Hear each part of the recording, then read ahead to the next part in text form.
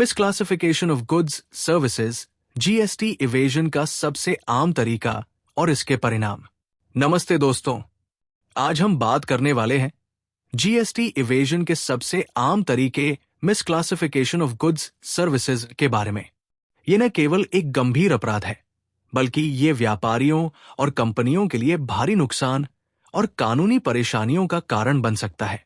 आइए समझते हैं कि ये क्या है, इसके परिणाम क्या है और इसे कैसे रोका जा सकता है। मिसक्लासिफिकेशन ऑफ गुड्स सर्विसेज क्या है?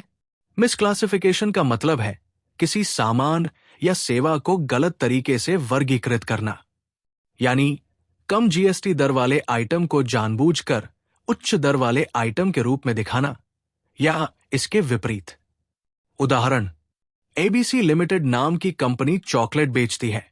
चॉकलेट पर जीएसटी की दर 18% है, लेकिन कंपनी इसे बिस्कुट के रूप में दिखाती है, जिस पर केवल 12% जीएसटी लगता है।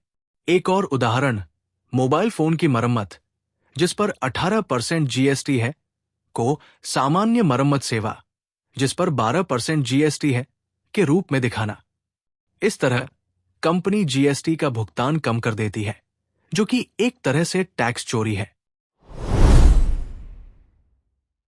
क्या मिसक्लासिफिकेशन जीएसटी इवेजन का सबसे आम तरीका है?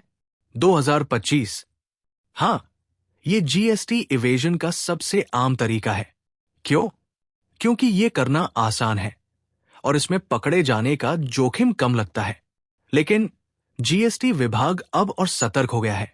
उन्होंने डेटा एनालिटिक्स और एआई का उपयोग करके ऐसे मामलों का पता लगाने की क्षमता बढ़ा दी है।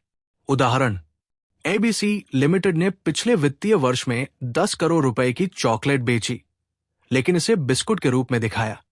इससे उन्होंने 6 लाख रुपए का जीएसटी बचाया। लेकिन जीएसटी विभाग ने इसका पता लगा लिया और अब कंपनी को भारी जुर्माना और दंड का सामना करना पड़ सकता है। मिसक्लासिफिकेशन के लीगल प्रोविजंस क्या है? जीएसटी एक्ट 2017 के तहत मिसक्लासिफिकेशन एक गंभीर अपराध है। इसके लिए निम्नलिखित प्रावधान है। सेक्शन 122(1) आय जानबूझकर गलत वर्गीकरण करने पर 10,000 रुपए या टैक्स की रकम, जो भी अधिक हो, का जुर्माना। सेक्शन 132, यदि टैक्स चोरी की रकम 5 करोड़ से अधिक है तो ये एक संज्ञेय अपराध है और इसमें जेल की सजा भी हो सकती है। प्रिवेंशन मेजर्स और स्ट्रैटेजीज। सही वर्गीकरण सीखें। जीएसटी रेट शेड्यूल और एचएसएन सैक कोड को अच्छी तरह समझें। उदाहरण, चॉकलेट के लिए एचएसएन कोड 1806 है, जबकि बिस्कुट के लिए 1905 है। सीए या जीएसटी एक्सपर्ट की सलाह लें। एबीसी लिमिटेड जैसी कंपनियों को चाहिए कि वे अपने वर्गीकरण की जांच करवाएं। जीएसटी सॉफ्टवेयर का उपयोग करें। ऑटोमेटेड सॉफ्टवेयर गलतियों को कम कर सकते हैं। रेगुलर ऑडिट्स करवाएं। इंटरनल ऑडिट से गलत वर्गीकरण का पता लगाया जा सकता है। मिसक्लासिफिकेशन के परिणाम, जुर्माना और दंड।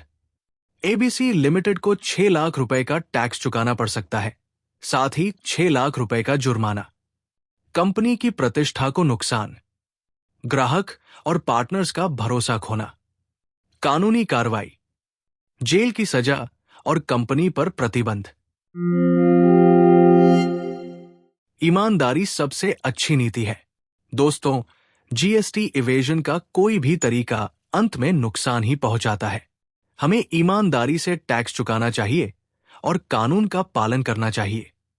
याद रखिए, ईमानदारी सबसे अच्छी नीति है।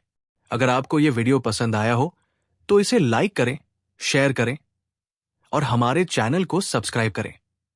धन्यवाद।